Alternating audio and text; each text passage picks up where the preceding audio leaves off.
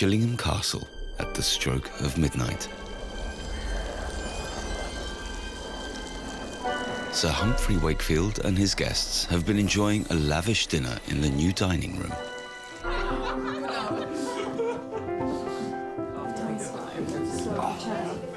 The castle has been receiving noble and royal guests for centuries. Prince Charles was the most recent visitor. Chillingham received its first kingly visit when it was still a fortress, before it became a castle in 1344. In those days, the journey through the Northumberland countryside was not quite as comfortable as it is now. I'm Sir Humphrey Wakefield. Welcome to Chillingham Castle.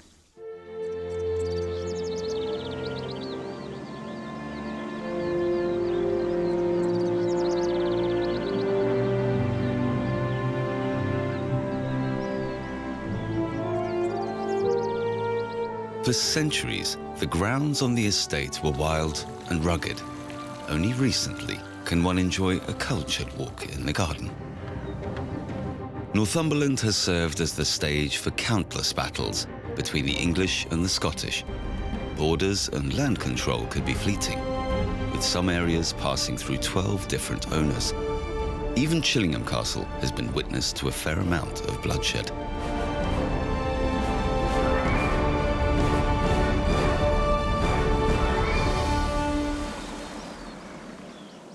Today, the bloody history, the proximity to the sandy beaches of the eastern coast, and the extensive fishing and hunting grounds make the castle a popular tourist attraction. Sir Humphrey Wakefield has invited guests for dinner tomorrow. Although he's well into retirement age, Sir Humphrey makes sure he takes care of the first course himself. Good morning. Thank you very much for your service. His gamekeeper, Hendrik van Berkel, shares his passion for fishing and knows all about the tales that haunt the castle and its grounds. What's your opinion about Sir Humphrey is convinced that there are castle spirits and that they are watching over him, preventing him from having accidents or coming to any harm. Often, objects that should have fallen on him have just missed him or fallen and hurt somebody else. He's very fond of his protective castle spirits. They are taking care of him, and he is taking care of their castle. Fantastic. There we go. Well done. That's a big fish. That's fantastic. Look at that. Yeah.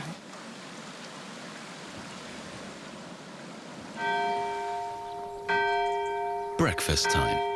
Behind the castle walls, the kitchen team is getting ready. That's a good one, that's a good one. Okay, now that's the core. You could just sort of Elizabeth Luard is a well-known writer of cookbooks and has come to teach the young chef Nick Fabretti some old tricks. Now it's me. And just watch what I'm going to do here. You just take the core out. Huh? Lamb's liver is an integral part of any full English breakfast. Okay. There you go. And then into there with some vinegar, because otherwise it tastes a bit ammoniac, and you don't want that to happen first thing in the morning. No. That's cider vinegar. I watched my grandma cook most of my life, and then I decided that I want to do what she does, so I went to college to go study chefing, and then I became a chef, and I've been doing it for about 3 years. Thanks to my gran, really. Did you have the full English when you were a boy? Did your granny Yeah. do that? Every Saturday morning.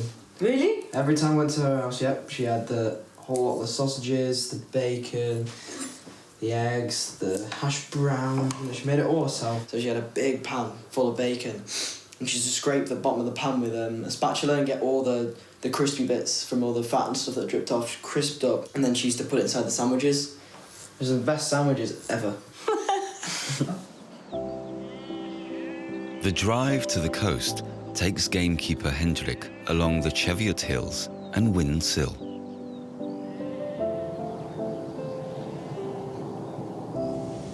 His job as gamekeeper makes him an important figure in the running of the castle estate.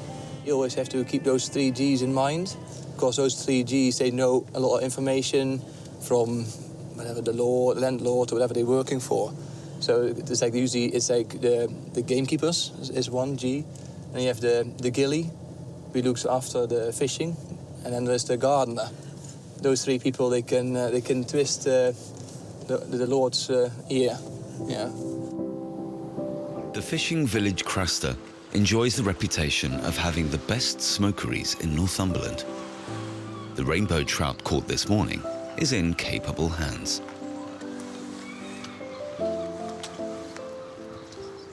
Hello, Neil. Hi there, Hendrik. Pleased to meet you. How are you doing? I'm very well. I had a good morning fishing this morning. Have you? Oh, yes, good. That's Let's a have nice a look, see trout. what you've got. Yeah. Oh, good. Let's have a look, see what you've caught. Yeah, so a nice fish. Oh, some lovely rainbow trout there, yeah. There'll be 700-800 grams, those ones, and nice rainbows. Yeah, we'll smoke those for you. And thank you very much. Let's take this away and I'll take my trout as well. Thank you Nice very to much. meet you. Yes, good to see you. They need to be ready by tomorrow. Not a problem for Neil Robson. He's the fourth generation in his family to run the well-known smokehouse.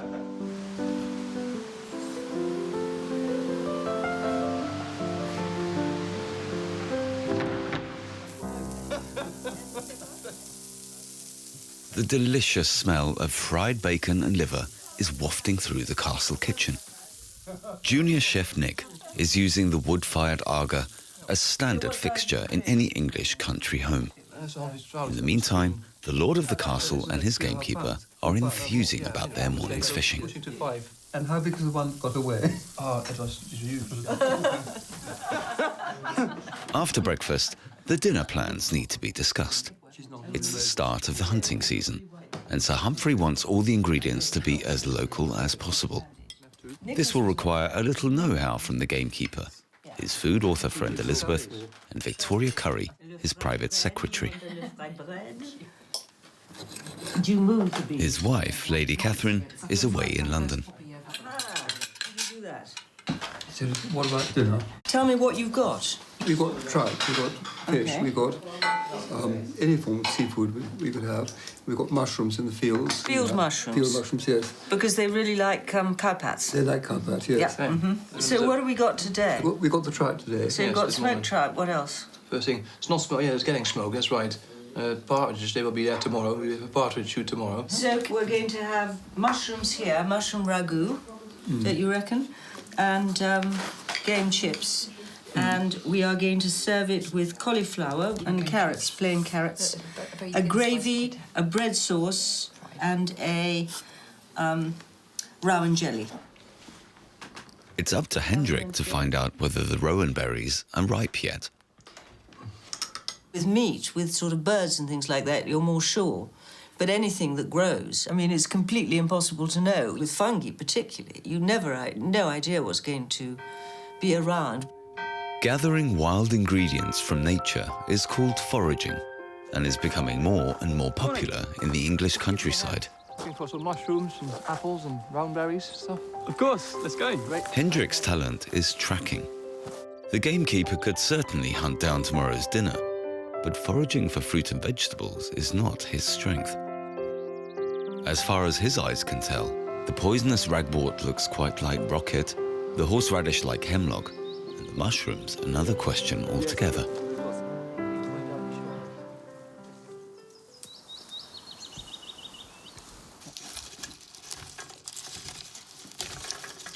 Elizabeth particularly likes how the flavour goes with game. To ensure the berry juice becomes viscous, she adds apples for their natural pectin. The pectin is in the pips, the core, and the skin, and it sets. It only sets with sugar. It's a chemical reaction. It's extraordinary. Elizabeth is an invaluable fountain of knowledge when it comes to old kitchen secrets, a passion she shares with young Chef Nick. Elizabeth has sent Sir Humphrey to get some honey. The former royal hussar may have ascended Mount Everest and made it to the South Pole, but one thing he knows, don't question a strong woman's command. Not even one that's been dead for 400 years. Mary Stuart adorns the dining room and used to be next to a portrait of Lady Arabella Stuart. Back in the day, the ladies were not very fond of each other.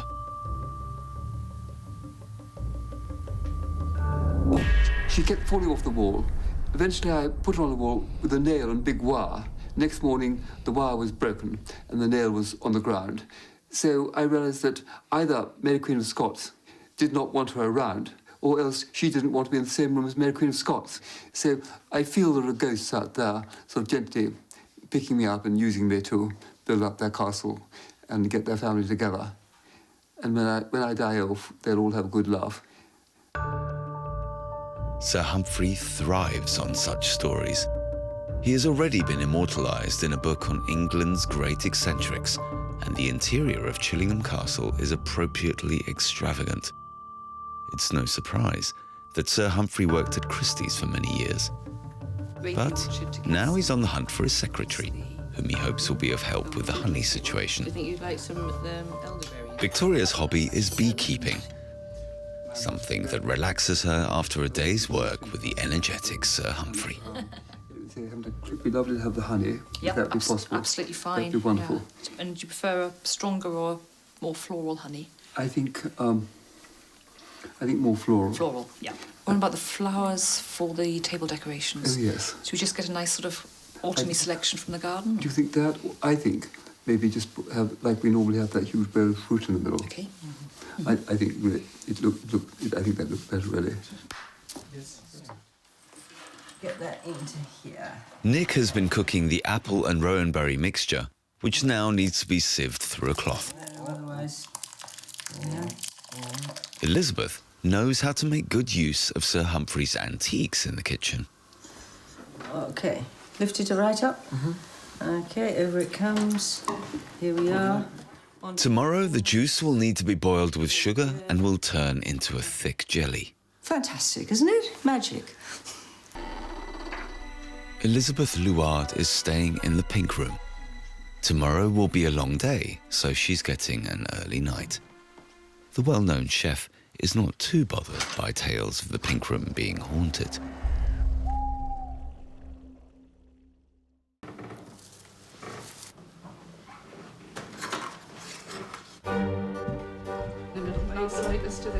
In the new dining room, Victoria is getting things ready for the dinner.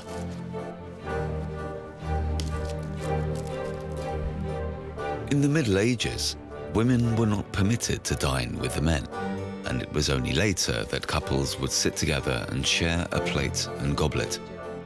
Sleeves were used in place of napkins, and according to what was written at the time, spitting, gobbling, and using the fork as a toothpick was standard practice. Trout, partridge, Lice would be happily removed at the table, and stealing the best cuts off a neighbour's plate was considered fair play.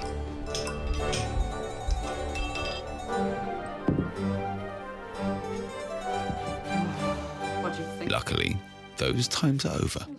That's it? Yeah, let's go. Right. Honey. Honey. Fantastic, fantastic. I haven't cut my fingers off just yet. You haven't, goodness, you're very careful. It's my honey, yes, I'm very proud of it. And when did you gather it? About a month ago. Yeah, it's the first harvest. I wasn't expecting any, but yeah, got about 24 jars of it. It's What delicious. smells you get from it? It's lovely, though. Right, well, I'll pop back later and see how things are going. Okay. Okay, see you. Bye. Bye-bye. The castle pudding, which is more of a cake, Elizabeth smothers in a honey and lemon sauce and decorates with lemon zest and cream. When I was cooking in an actual kitchen, it was rushed and you had to run around like crazy and that thing's over there and you have to jump to get it or something. You know, everyone's just throwing things around and it's very loud and busy. But here it's nice. It's weird because it's like a slow pace. Upstairs in the King James room, Sir Humphrey is enjoying an aperitif with his guests. Lady Biddulph and her family have come over the border from Scotland. Most of the guests have truly earned their dinner, having shot it down this afternoon. They see that on the sheet of white. It's the nearest they get to nature, and they're thrilled by it. So all these limp-wristed professors.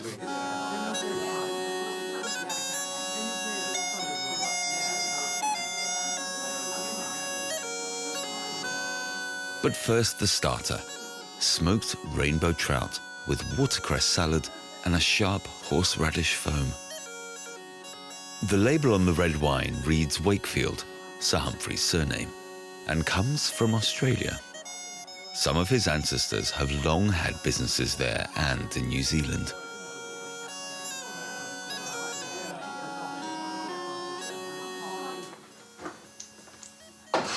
Down in the kitchen, the young chef is the picture of calm. He's frying game chips, wafer-thin potato slices. Cooking with Elizabeth has almost been like sharing a kitchen with his beloved grandmother. The award-winning writer can tend to the pheasant and the ragu made of wild mushrooms, bacon and parsley from the garden. She may have 15 cookbooks under her belt, but preparing a dinner party at a castle is a first.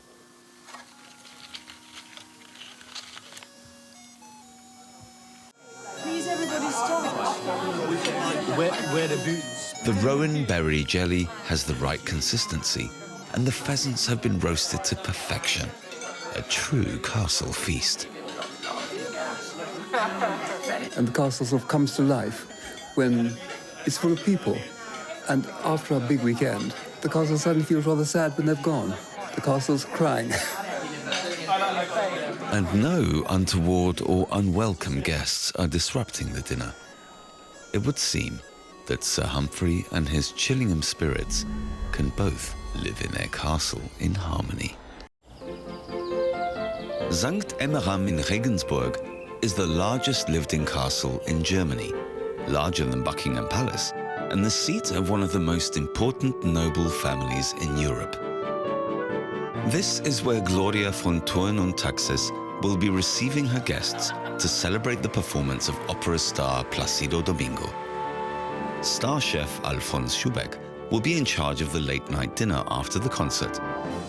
The gathering will be made up of friends, noble families, and music legend Quincy Jones. I am Gloria von Thurn und Taxis, and I welcome you to St. Emmeram Castle. Schloss St. Emmeram.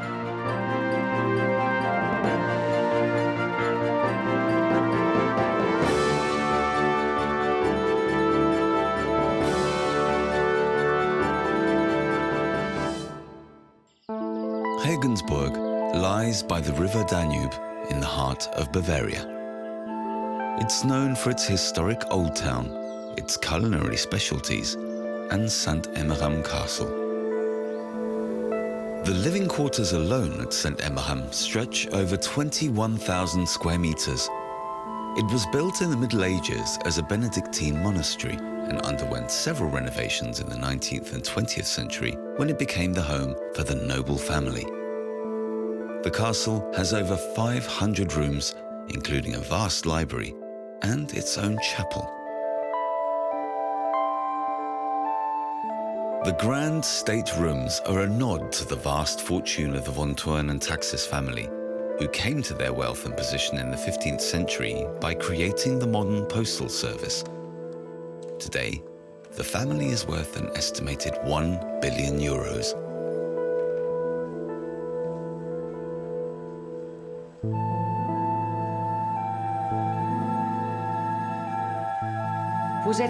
Where are we putting Quincy? Next to me? Next to you. Paul is there. Together with her mother Beatrix, Countess von Schöneberg-Glachau, and the castle cook Maria Kansberger, the Countess is arranging the seating order for the dinner. Stop. Domingo.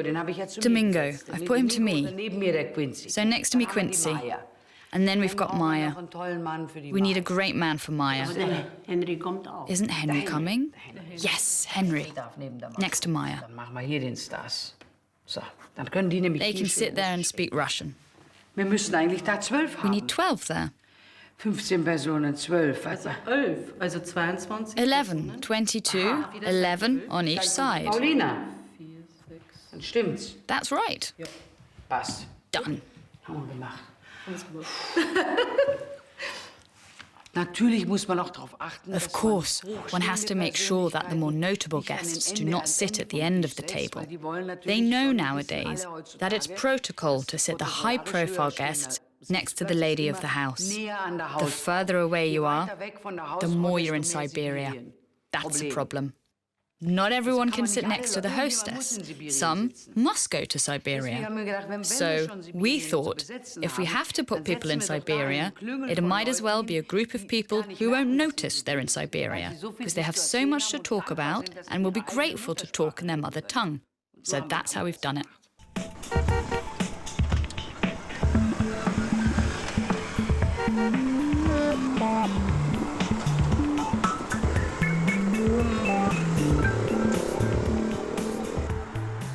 Today, the Countess wants to visit star chef Alfons Schubeck, go through tomorrow's menu, and get a few herbs from his shop in Regensburg.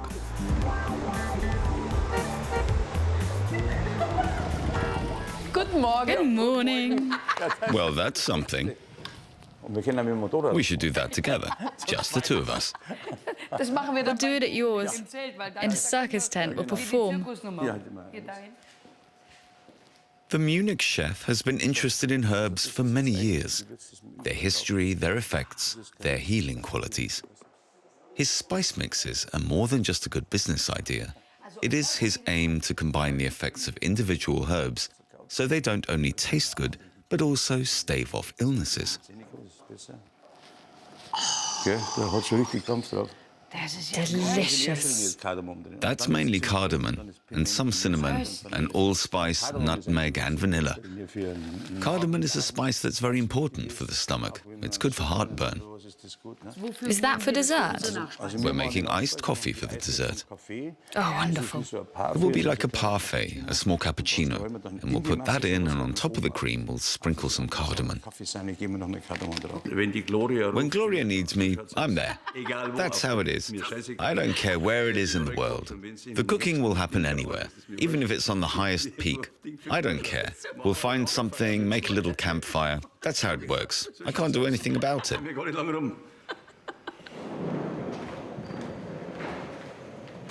Doris, look, it's Schubeck's menu.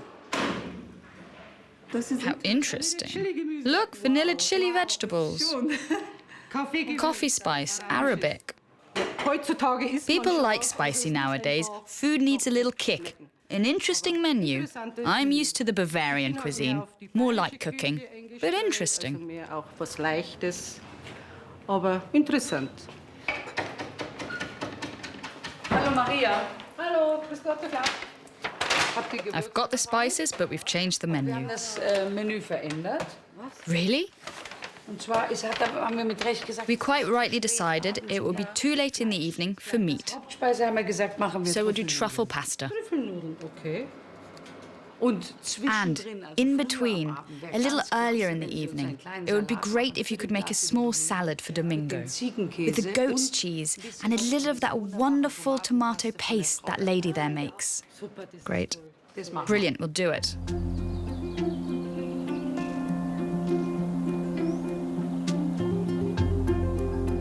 Half an hour from Regensburg lies tomato heaven. Irina and Ulrich Zacharias grow over 900 types of tomato here. Irina's tomato sauces, chutneys and marmalades are known all over the region. Her speciality, a fruit paste made of sweet and sour tomatoes with a little sugar and lemon verbena leaves.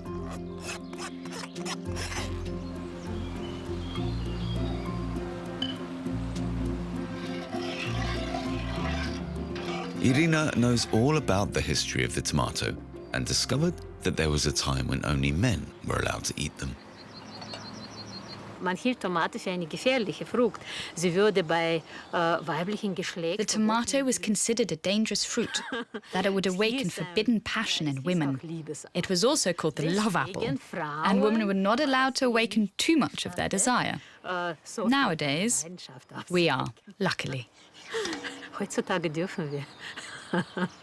Ja, hallo Irina, grüß dich. Ja, grüß dich, Maria. Castle chef Maria likes to take a break from the hustle and bustle when she comes to Irina's.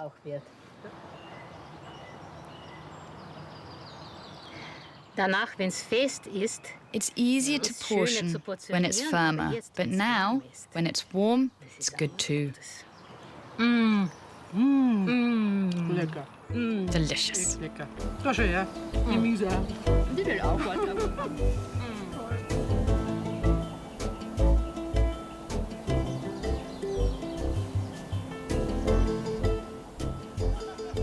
A grandstand has been erected in the castle courtyard for Placido Domingo's performance. All 3,200 tickets for his only concert in Germany are sold out. Every year, famous artists and thousands of guests come to the castle's festival. That means a lot of work for the state's employees. The Countess likes to make sure all is in order. The festival is an important source of income. The castle upkeep costs several million a year.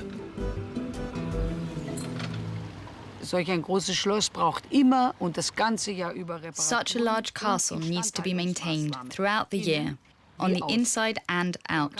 You can imagine what it's like to upkeep such a large castle. At home, something always needs to be done. When it's changing a light bulb, here, 50 light bulbs need to be changed.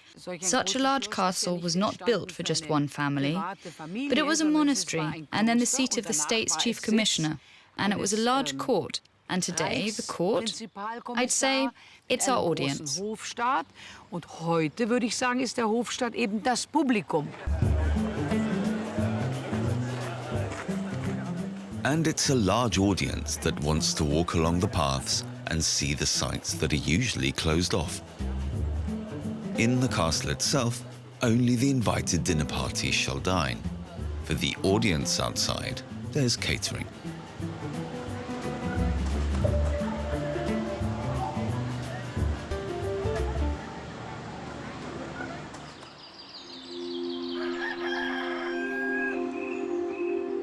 On the day of the dinner, work starts at 6.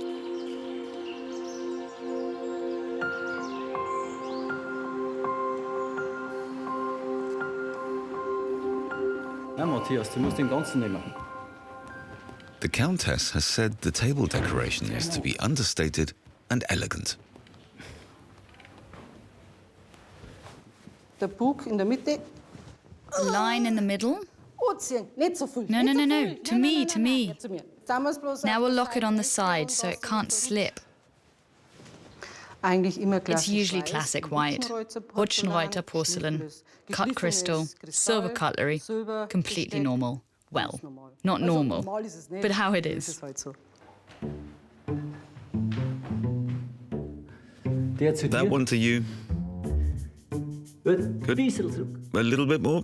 That's good. So the water glass, like this, white wine, red wine, and behind that, the champagne. Good. Red wine glass towards you. Good, the next one. Good. That's the family crest on the cutlery. You have to place it the wrong way around to see it.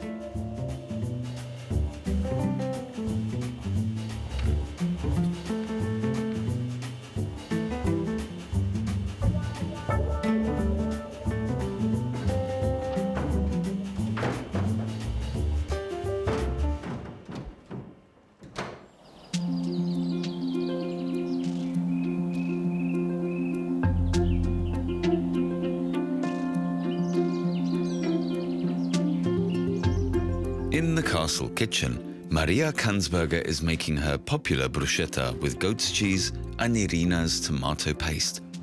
It will be served for Placido Domingo's break.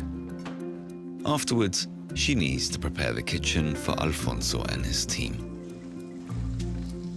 Maria has been working at the castle for over 30 years, and the festival is one of her favorite times of the year.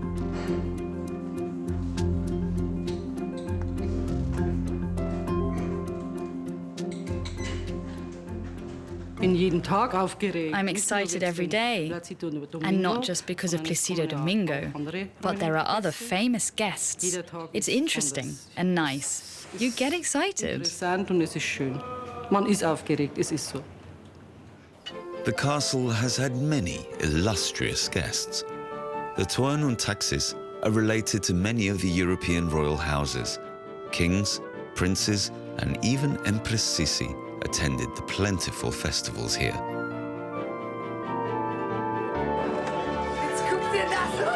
The castle has been witness to legendary costume parties, where the young countess even caused Mick Jagger to marvel. But since the death of her husband, Count Johannes von Tourne und Taxis in 1990, things have become a little quieter. Gloria von Tourne und Taxis didn't remarry and has been running the St. Emmeram estate herself ever since. Her 3 adult children have moved out, and she's often alone in the big castle. One is often alone, but one is seldom lonely. Loneliness is really something hard to deal with, but you can feel that at a party with 1,000 people. You can suddenly feel lonely. Loneliness doesn't have that much to do with people.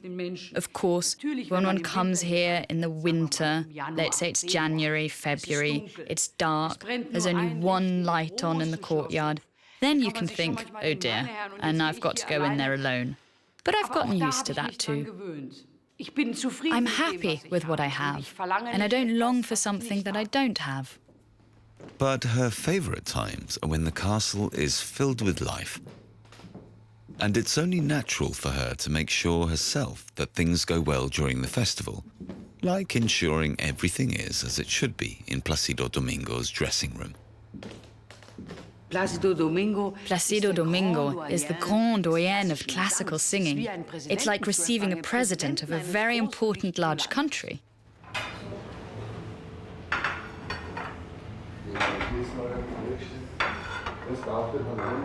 For the dinner, Alphonse Schubeck has 3 assistants and one of his chefs, Joe Gasser, at the ready.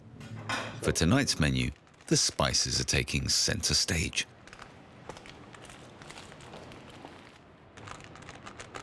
I've always been interested in spices, always, even 30 years ago. But it wasn't the right time. When I then went to Munich, I always thought, now you'll employ a doctor, a medicine man who does nothing other than scientific research into what spices and what foods go well with each other. And that's how I try to prepare my dishes now, so the vitamins and nutrients are kept, and that the fats are added in the last second, the good fats. The appetizer. Iced beef steak tomato with burrata and a tomato herb jus with garlic, rosemary and licorice. We put it in at the bottom, then the sauce comes through more, it's fresher. This is fresher. The Countess is laid back when it comes to styling. She's taking the moment to spend time with her daughter Elizabeth, who has come from New York for the festival.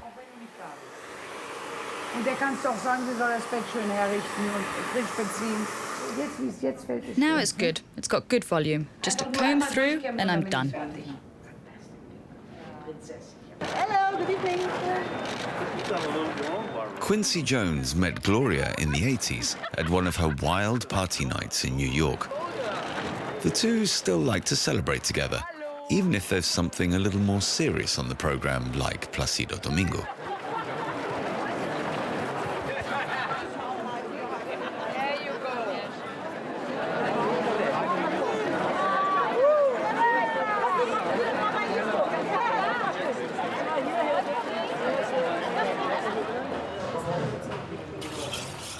Just get it to the Alphonse adds a mixture of curcuma, cumin, cardamom, chili, ginger and onion to the summer vegetables.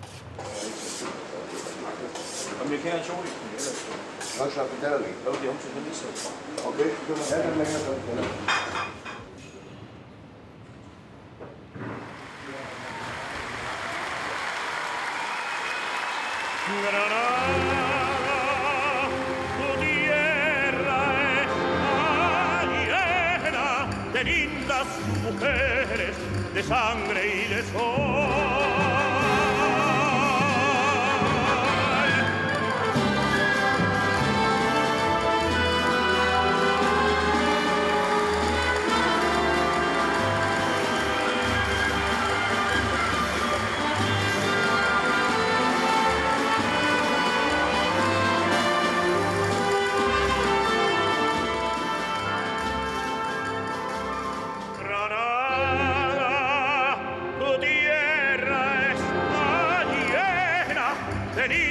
Mujeres de sangre y de sol.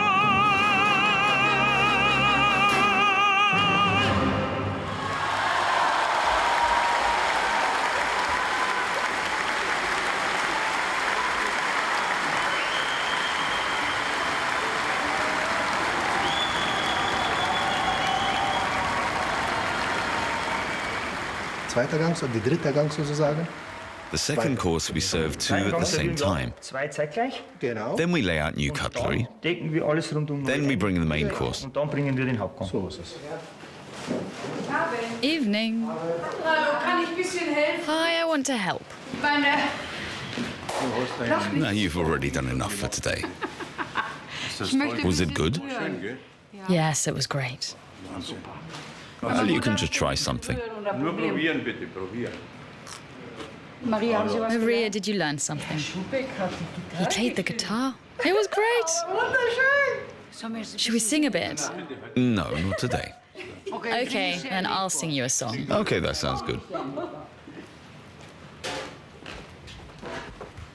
It's fitting. You need your song too. Der Alfons ist der schönste Mann der Welt. Der Alfons, der will niemals mehr viel Geld. Der Alfons kocht so viel, weil das seine Liebe ist. Der Alfons ist der schönste Mann der Welt. Er kocht für Liebe. Er kocht für Liebe. Er kocht für Liebe. Er kocht für Liebe. Er kocht für Liebe. Er kocht für Liebe.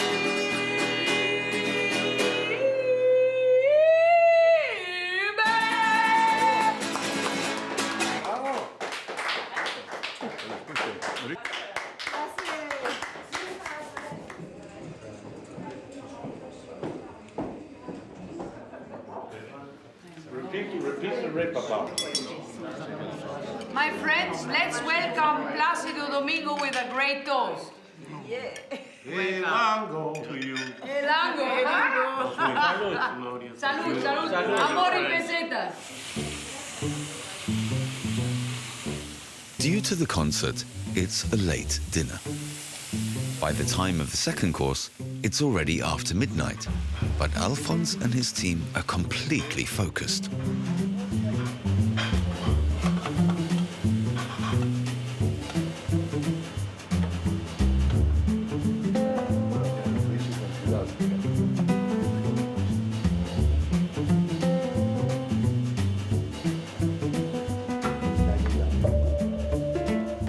You don't do this alone. There's a lot of hands at all the stages making sure it all tastes good. You have to motivate a lot of people. Come on, boys, get on with it, get to work. It all matters every day, something new. I don't care what happened yesterday. What's important for me is today and tomorrow. The third course quickly follows the second. Truffle pasta with a lot of chili.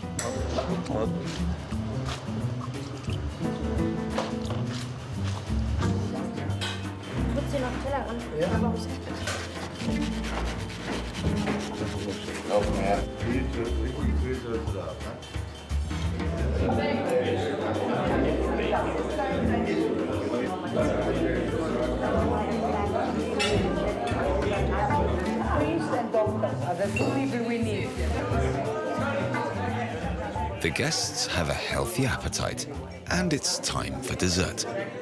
Iced coffee with cream and Arabic spice mixture with cardamom. Stir, stop beating, otherwise it'll turn into butter. Nur so fürs Auge, weißt du. Wir haben ja genug Zeit.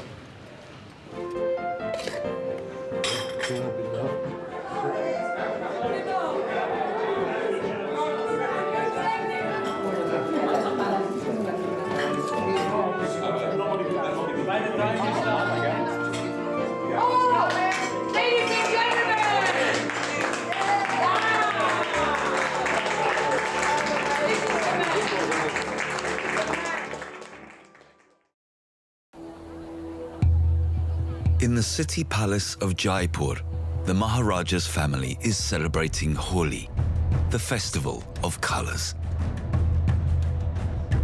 18-year-old Shvai Padmanabh Singh, known as Padshaw, is hosting the event for the first time.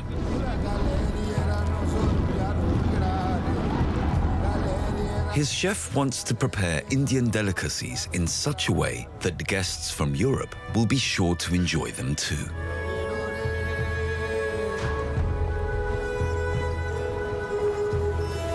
Welcome to the Holi celebrations at the City Palace.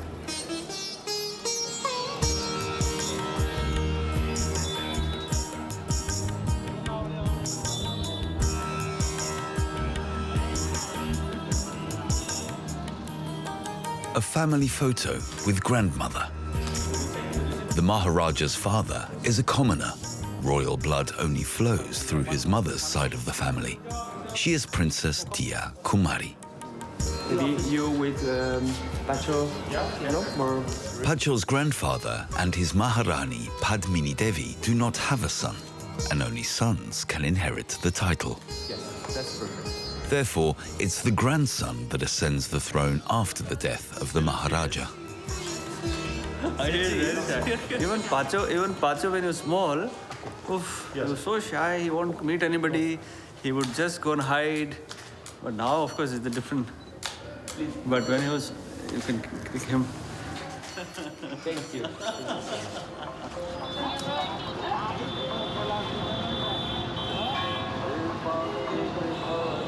Chef Chandravir Chavan, known as CV, has been thinking through the festival menu since the early hours of the morning. Will the European guests like coriander, deep fried in lentil dough? And what about the much-loved chili fire?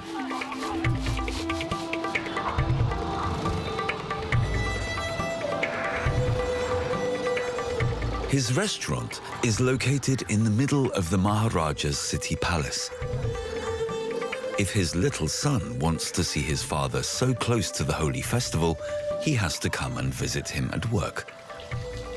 He likes a little bit of spices. Little bit. Little bit. Not really. To develop that taste, the Indian taste, you need to have sarin right now. Otherwise, Not this one. Huh? Don't have, Mom. Bye. The young Maharaja and two friends are on the way to the palace restaurant Baraderi to test the festival menu for its spiciness. You try it first and see if it's... Because it has to be the traditional flavor, but not overly spicy. I like it. For me, it's perfect. But given that we have so many foreigners coming in, well, as long as we have lots of bread and rice. Come to Jaipur, this is like the dish you try. Is it okay? The young Maharaja wants the celebrations to go on for 3 days. His American friend, Chris Miller, and the court jeweler, Samir, are helping with the preparations. what are you going to wear for the party at your farm? Well, Or is it a surprise for all of us? I'm still thinking, maybe something royal. The Maharaja is staying tight-lipped, but the theme for his holy party has been announced: Golden Times of the Maharaja. CV has made a dessert from glazed and fresh rose petals and rose water. He adds red beetroot mousse for a bit of color.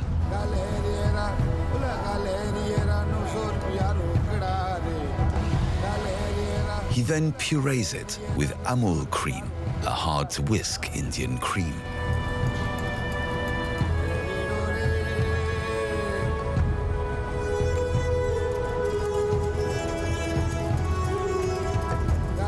Once it is frozen, It will be the perfect dessert for the city of Jaipur.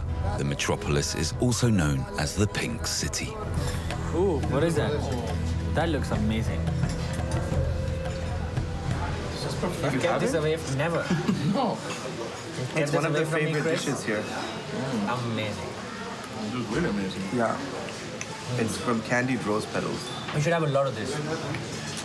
Yeah, we'll have a lot of this. No, it's incredible. It's the star of the restaurant. For sure. People are gonna love it. It's probably the happiest and the most colorful day of the year. We're celebrating joyous times of victory and good times. So I'm really excited for the ceremony, and then obviously the next day, which is holi, the playing day, when we all enjoy, when we all dance together, play holi together. And it's my first time. I'm 18 years old now, so I'm really looking forward to it, and I hope all of us have a great weekend.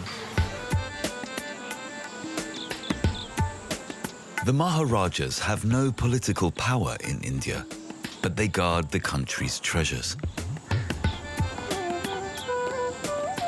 Chris manages the family's many activities. He makes sure the high-ranking guests are placed in the Raj Mahal, the old family estate. Most of the motifs and patterns of all the wallpaper that's here are taken from designs and patterns that were painted on the walls and in different places around the city palace here in Jaipur, the royal family's residence, as well as the Amber Fort, which is where the family had lived before, moving to City Palace in 1727. So all of the designs you have here, I mean, they've also, of course, changed things a little bit or made it a little more dramatic or something, but all of these designs are inspired and taken from those motifs. Good morning. Good morning. How are you? How are you doing? I've just come to check out some of the rooms that the royal family asked me to see for... Let me take you and I'll show you the rooms that were assigned for them. Okay, thanks. Chris is installing the VIP guests into the 300-meter square Maharaja suite. The hunting-themed hallway is in the colors of Jaipur. There's a personal dining room, a living room, and space for the private butler. Perfect as always. Add some tuberose for to give a nice smell, and maybe turn on the fountain for the guests. The suite has 2 bedrooms with marble ensuite bathrooms. If you can organize maybe a ice bucket with champagne and a couple of glasses. Absolutely, we'll get that for the evening when they come, and just have that ready along with the fruit tray that you do normally. Today, the old estate boasts 13 suites and guest rooms. Okay, fine, thanks. Pleasure. In the kitchen, the chefs are doing a dry run in preparation for tomorrow. How much ginger, garlic, and chili should go into the bang pakoras to level out the hemp?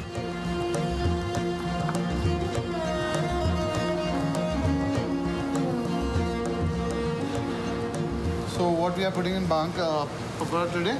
To make sure their pakoras don't cause an overdose, the chefs note the amount of ingredients very precisely. Ginger, 6 kg cabbage. 6 kg. Yeah. Green chili. Green chili. Fresh coriander. Fresh coriander. And bhang powder? 600 grams. This is too much strong. So how many packs do you expect? 400 or 450? 400. So let's get down to 450 and let's make pizza for that. Yeah. Special Holi पे बनाते हैं. होली के second day Dulandi पे लोग इसको entertain करते हैं, दुलंडी खेलते हैं साथ में, और काफ़ी टेस्ट अच्छा होता है. खाने के बाद थोड़ा सा नशा भी होता है.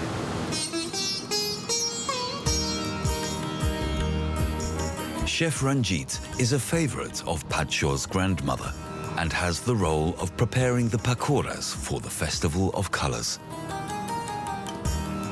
He uses coriander seeds and red chili powder and makes a dough from chickpea flour and water.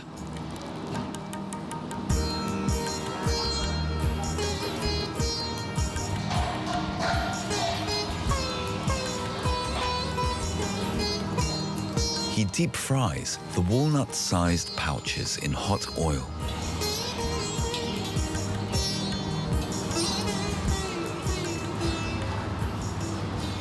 You can use only vegetables and gram flour and some spinach and green spring onions. We can make vegetable pagoda mix nice. Today, the light version, without hemp, is being served in the Polo Club. Pacho's father is particularly enjoying the food after all the excitement. Polo is an important tradition for the Maharajas. In 1957, Pacho's grandfather won the World Cup for India. The family has continued to produce world-class players. Here you see my grandfather, late Bhavani Singh Ji, with Prince Charles playing in England, and Prince Charles' two sons, the Prince William and Prince Harry. So I've been playing a lot of polo with them in England. So you know, it's 3 generations that have been playing together, which is. I'm going to play the World Cup playoffs in May in Iran for India. It's my first time playing for the country, and you know, I'm hoping we do well and maybe history repeats itself.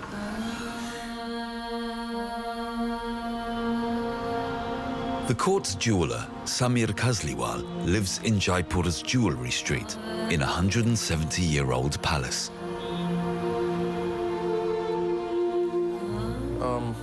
Dad, what do you think should I wear for the party? I'm wearing this black jacket. I think green would look very good on black. This is an interesting piece.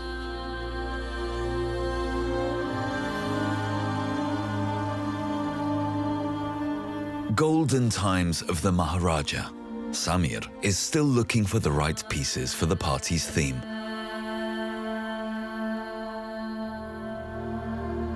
The Kazliwals have added to the city's shimmer since Pacho's ancestors built Jaipur.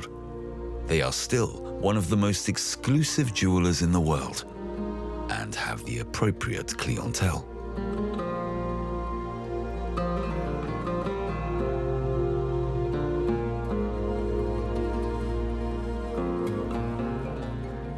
You cannot give a value to these pieces because it's really impossible to, as I said, to replace it. So I won't be able, even if I want to, I won't be able to give you a value for this piece. You're looking at 87 carats of emerald in the drop, more than like 40 carats in the single pieces in the square shape in the emerald cut. So it's literally impossible to give a value to this one. Samir is the 8th generation to run the business, and his father Sanjay likes to help out. The experienced jeweler still needs to advise on the final touches. So, Dad, I was thinking of wearing this turban pin. Oh, that's a good choice. So I was thinking of wearing with the turban pin this green one. What do you think? The turban pin I like because it's 40 carat Golconda diamond to 20 carat Golconda diamonds. They're emeralds, but I would prefer this because it's from the same period as the turban pin, because it's from 1785, which my father bought from the Maharaja of Baroda.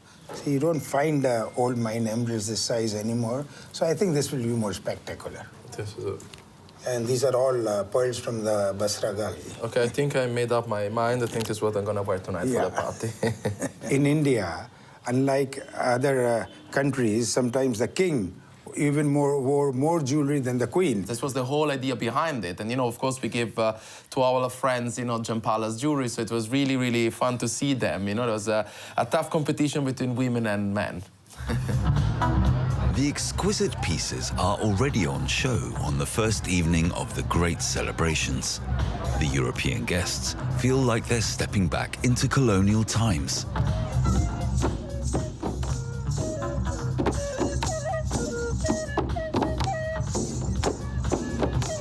Only the young Maharaja has not dived into his jewelry box. His mother, Princess Diya Kumari, glows in a gold-embroidered red gown. Otherwise, the royal family is stylishly understated. Your Highness. Your Highness, thank you. We need to play this, CV has set up a field kitchen behind the house and is already preparing the appetizers. Dough balls filled with caramelized onions.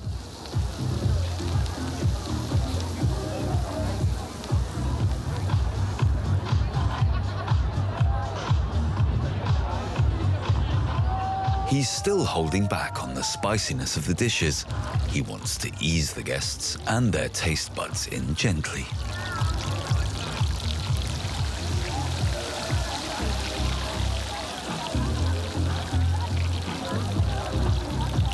This dish is a Rajasthani snack, which we have during the daytime. But I've made this dish with a little bit of twist with caramelized onion and mozzarella. With some chutney and coriander sauce.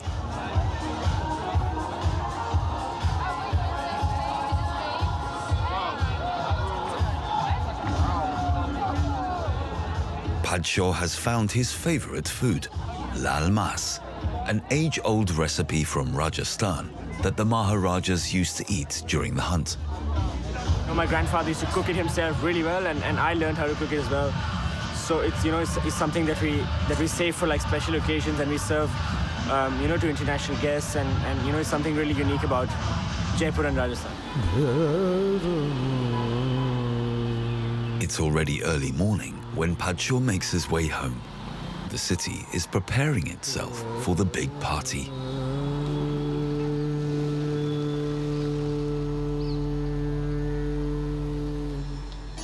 For the young Maharaja and his grandmother, the Festival of Colours is a welcome break from the usual palace protocol. Even the strong caste system in India seems to be forgotten for a brief while. Every kind of person is on an equal kind of, aesthetic, and we all celebrate together, and that's the whole spirit of Holi. Look at that. Breaking taboos and intoxicating foods. It's time for the mind-enhancing pakoras to be served. The Holi festival makes it all possible.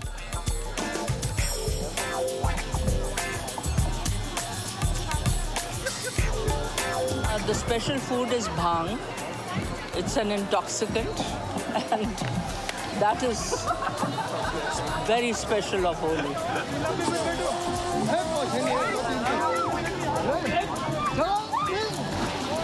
Happy Holi! Happy Holi! Happy Holi!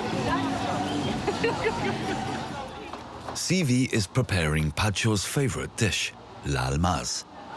The Maharajas used to take wild boar with them on the hunt. CV is using lamb.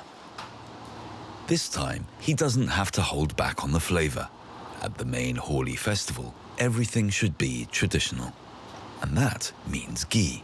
It was only for the royal family which they used to use it. The other people used to use the mustard oil. The mustard oil gives you more flavor to it, but this will give you more richness to the dish. Aside from the eager selfie takers, the official ceremony in the courtyard of the city palace is exactly as it was 100 years ago.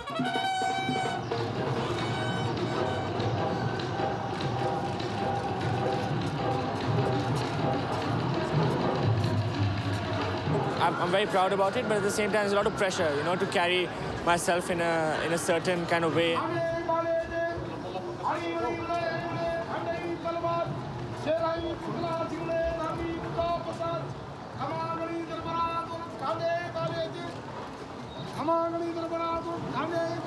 And people look up to you as role models. That's obviously there, but I take it in a very happy, sort of in a very positive kind of manner.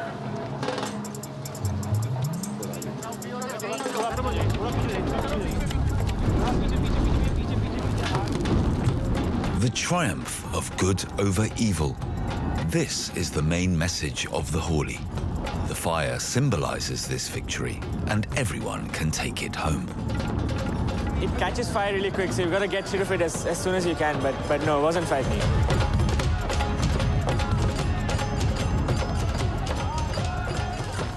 In the kitchen, mustard oil and lard are being flash fried for the lal mas.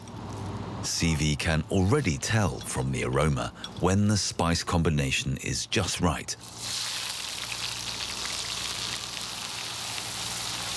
So at that moment in time, you have to be very quick. It's like seconds in which you have to add everything in it, and then you have to add the other ingredients.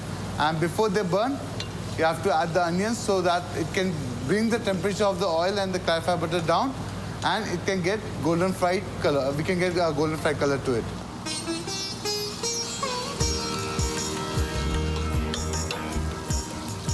Chili, ginger, garlic paste. Unlike others, CV does not like to use tomatoes in his lalmas.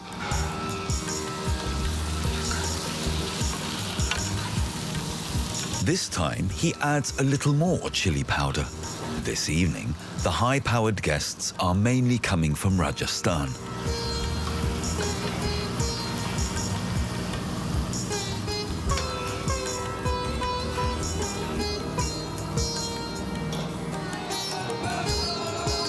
Sometimes, the grandmother and the young Maharaja are still honored like sun gods. They consider themselves as the custodians of the age-old customs and cultural treasures.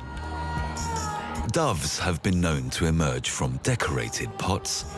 There were once stuffed camels and peacocks. That's a little too much even for the traditional young Maharaja. So he is the one who insisted that we do it very traditionally. So actually he's the main brain, I mean, he's the one who did all this. I'm sure he'll, follow in his ancestors' footsteps and he'll make us all very proud of him.